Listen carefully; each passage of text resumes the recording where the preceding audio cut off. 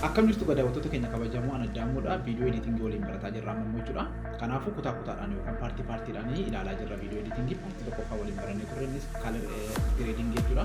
Amma immoo cutting and trimming maal akka ta'e guutummaa guutuutti waliin ilaalla jechuudha. Kanaafuu viidiyoo akkamitti muramaa, akkamitti sirreeffamaa, akkamitti qiqqindaa kan jedhu har'a waliin baranna jechuudha. Paartii tokkoffaa yookaan kaalor grading warri barachuu barbaadan paartii darbee kutaa tokkoffaa keessatti bal'inaan ibsameera waan ta'eef jalqabee daawwachuu dandeessu. Har'a garuu kan waliin barannu akkuma nama isiniin jedhee cutting and trimming dha. Formatiin nuti hojjennu kan bilbilaatu waan ta'eef bilbila keessanii viidiyoo editing irra hojjechuu dandeessu jechuudha. Gara hojiitti. Egaa kutaa tokkoffaa keessatti kaalor grading viidiyoo editing waliin ilaalleerra jechuudha. Innis immoo kaalorii akkamitti akka sirreessinu waliin ilaalleerra. Moobaayilii keenya fayyadamuudhaan viidiyoo editing hojjechaa jirra. Kutaa lammaffaa kana keessatti immoo kan nuyi waliin ilaallu cutting and trimming jechuudha. Cutting and trimming gaafa jennu akkuma maqaa isaarraa dhageenyu cut jechuun muruudha. Trimming jechuun immoo gidduudhaa kutanii baasuu jechuudha.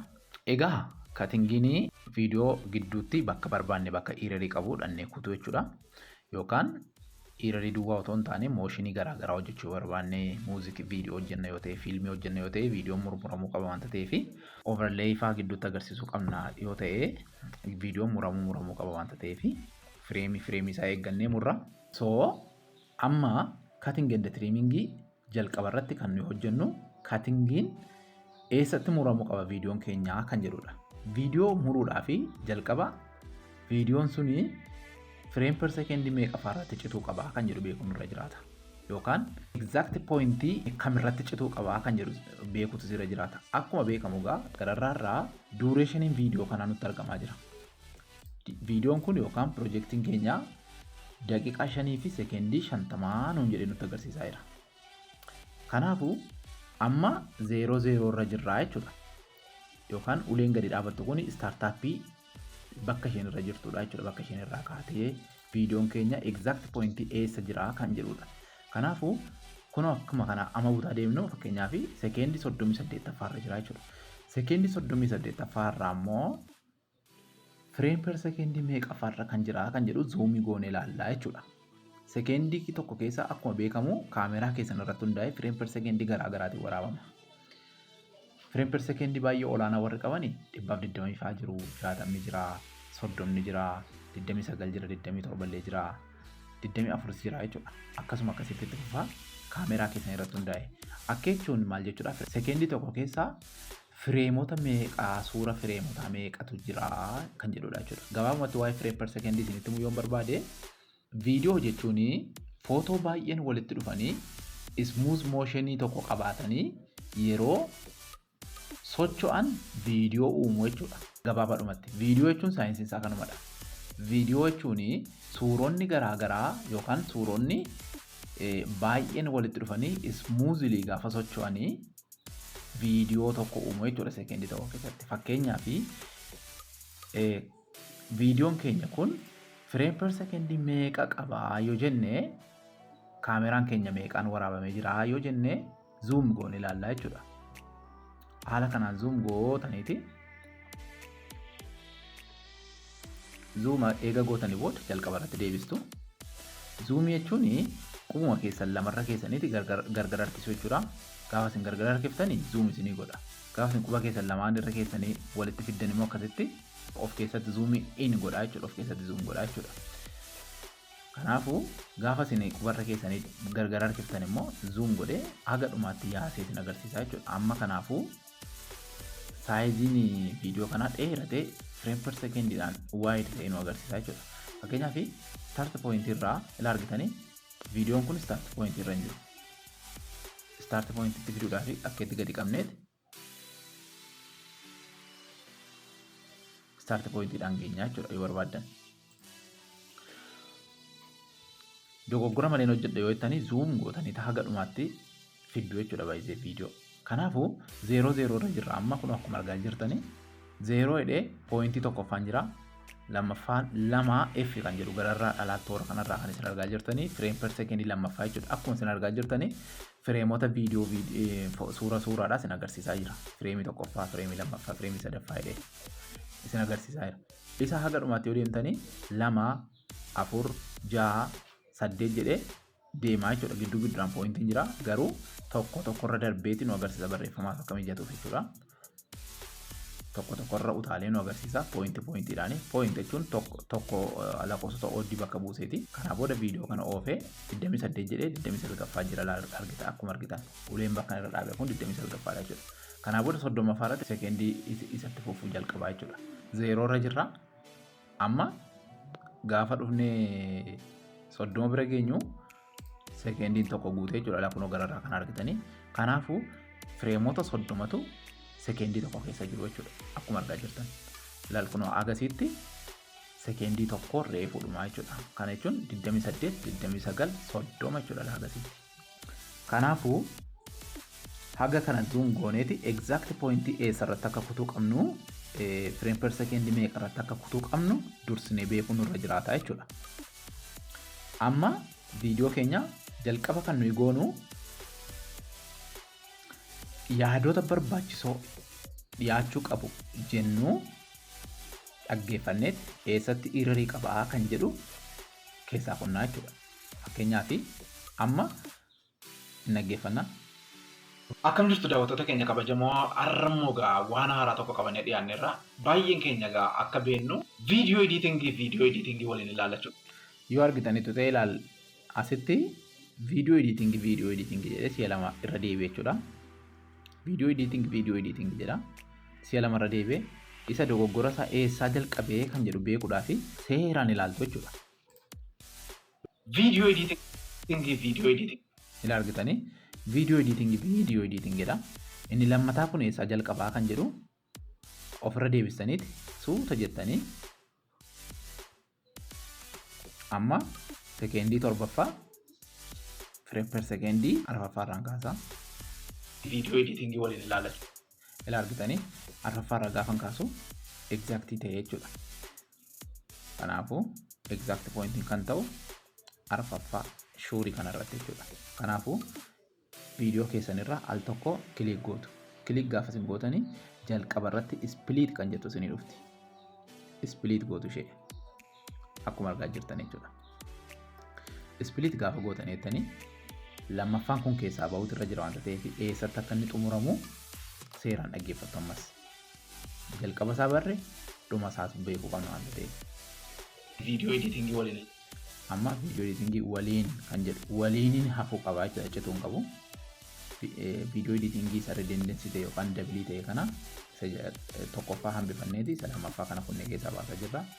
Waliin kan jedhu eessaa akka jalqabu ammas ilaala jechuudha. Sekendii 7ffaa frame per secondii 4ffaa irraa kaanee kunne waliin kan jedhu immoo eessaa jalqaba kan jennu 10 irraa kaanee check goona 26 27 irraa kaa'achuudha. Kanaaf iddoo kanatti cut gootu.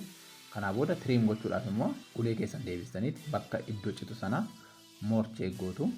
Akkamitti bakka inni jalqabaa cite sana dhuftanii dhaabdaniiti viidiyoo kana kilik gootan ilaaltu. Eegatteetti bakka isaa barree booda al takka kilik goonee gaafa irraa kaasnu highlight irraa kaasa. Gaafa deebinee highlight goonee yookaan kilik goonee ilaallu mallattoon delete betanii gajjallaatti nu dhufti. Split, volume, animation, effect, delete kan jettu jirti jechuudha. Kanaa booda delete goonaa jechuudha. Haala kanaan viidiyoo trim gooneerraa jechuudha. Exactly viidiyoo keenya quality isaa yoo ilaaluu barbaaddan asii kaanee dhaggeeffannee ilaalla. Viidiyoo editingii waliin ilaalachuudha. Viidiyoo argitanii viidiyoo editingii waliin ilaallaa jechuudha. Sila garuu maal jedha? Viidiyoo editingii waliin ilaallaa jechuudha. Si'a lama jedha jechuudha. Viidiyoo. Amma garuu si'a lama inni jedhu keessaa citee ba'ee dogoggorri keessaa citee ba'eeti tokkittiidhuma viidiyoo editingii waliin ilaallaa jedha jechuudha. Cuttingii fi trimingiin kana fakkaata jechuudha. Akkamitti overlay gidduudhaa cut akka goonu immoo isin agarsiisa jechuudha. Kanaafuu overlay tokkoon galchaa. Overlay tokko fakkeenyaaf waa'ee viidiyoo editingii naasaara waanta ta'eef viidiyoo editingii of viidiyoo sanarra galchee fakkeenyaaf daqiiqaa sekendii 6 booda waa'ee viidiyoo editingiiti. Viidiyoo editingii akkuma ammaa kana kunoo sekendii kanarraa kaasee iddoo kana dhaabadheen iddoo kana dhaabeen gajjallaa kanaa al tokko ishee kana baakii godha. Ishee kana baakii akkasiin gootaniini edit audio text effect overlay kan jedhu tuuloonni jiru. Tuulota kana keessa overlay kan jedhu kana filattu. Add overlay kan jedhu filattu. Kana booda wanni isin amma galchitan kun suuraa moo viidiyoo kan jedhu isin filachiisa gararraatti. Viidiyoo indee photos jedha. Viidiyoo galchuu barbaaddu ta'e viidiyoo overlay keessan jechuudha. Overlay jechuun wanta isin haasa biiroolii isa dheengadda kutaa darbe keessatti waa'ee biiroolii haasofneerra. Biiroolii jechuudha bakka. Biiroolii jechuun wanta isin haasaa jirtan sana kan ibsu wanta gara biraa fiduu jechuudha. Fakkeenyaaf suuraan fidee agarsiisa. Suura fideen suuraa viidiyoo editingii tokko as keessaa qaba. Eessa daawunloodii goonaa kan jedhu yoo barbaaddan koomentii jalatti naa barreessa. Suurota akkas akkasii suurota waan haasoftanii wajjin wal fakkaatu stock viidiyoodha warri kuni yookaan stock imeejiidha. Irraa weebsaayitoota firii ta'an copyright irraa firii ta'an irraa daawunloodii gootu jechuudha. Akka itti filattanii booda addii gootaniiti. Bakka kanatti viidiyoo editingii jedhaa jiramtire. Kana booda viidiyoo editingii waliin ilaalachuudha jechuudha. Ilaala asittiin kutuu qabaa jechuudha gala. Viidiyoo editingii waliin ilaala jechuudha. Bakka inni jedhutti kutuutu narra jira. Viidiyoo editingii waliin ilaalachuudha. Argitanii iddoo kanatti nan kutaa jechuudha. Kanaafuu overlay keessanii kilik gootanii highlight akkuma isin gootaniin gajjallaatti add overlay split splice animations delete jedha. Kan nuyi goonu akkuma silaa split goonaa jechuudha. Hin kunnaa jechuudha. Split gaafa nuyi goonu cut nu godha. Kanaa booda isa kana achi hin barbaadu wanta ta'eef delete godha jechuudha. Kan delete gochuu barbaadan kilik gootanii isa duraas isa boodaas yoo barbaadan delete gootu jechuudha. Gajjallaa kana delete jirti. Haala kanaan delete goona. Yoo dogoggortan immoo gararraarraa maacidii kan fakkaatu kun jirti ishee baaf gootu delete ofirra deebisaa jechuudha. Delete amma kutee baasee ofirra isinii deebisa. Kunola akkuma isin argaa jirtan split kan ta'e bakka lamatti addaan baasee split ta'eera garuu kutee deebiseera. Kanaa booda gidduudha kuteenanii walitti butaa yoo jettan dhaxxanii iddoo tokko kuttanii walitti butuu yoo barbaadan fakkeenyaaf iddoo kanatti kutee kan gidduu jiru kana keessaa baasee walitti butaa yoo jedhe gadi caanni gootanii maqabdaniiti ofirra deebistuu jechuudha akkanatti. Amma duuba gaafa wal darrabu akka itti isin agarsiisa jalaa iskiriinii keessaa piroojeektii manaajerii irraa jechuudha. Kanaa booda exact dhufee kan gaafa inni gaxxame jedhu gadi dhiistuu jechuudha. Gadi dhiistanii kilik gootanii cheek gootu. Kilik gootanii cheek gaafa isin gootan wal gaxxameera jechuudha.